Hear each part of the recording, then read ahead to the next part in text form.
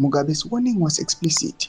Mnangagwa would use and dump the very people who had brought him to power. He told Chiwenga that imposing Mnangagwa would ultimately lead to grief, and that the crocodile, as Mnangagwa is known, would inevitably beg his allies to consolidate absolute control. Mugabe's preference was clear.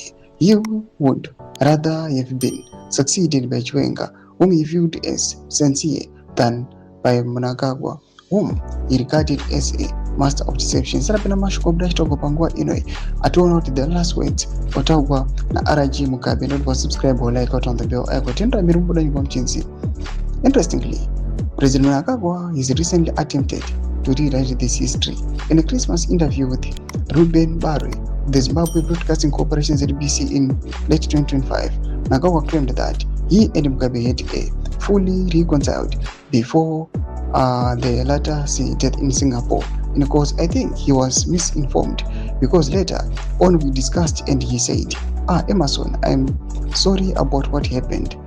This was the work of people, Mnangagwa claimed.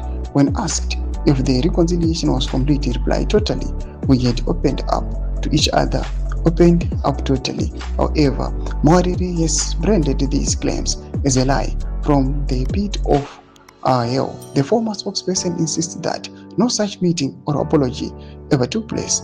ED knows that. That's a lie from the pit of hell, Mwariri stated. ED didn't meet President Mugabe after the coup. Neither did Mugabe apologize for being cooped. He pointed out that Mugabe continued to describe the Second Republic as unconstitutional and illegal until his death, and even publicly backed opposition leader NelsoncHAMISA in the 2018 elections.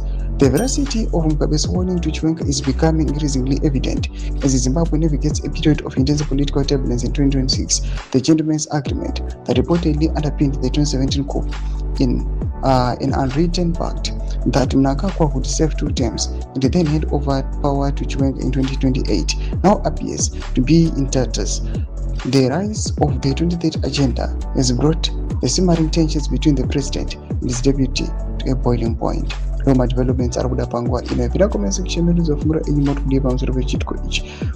Subscribe or like, share on the bell icon.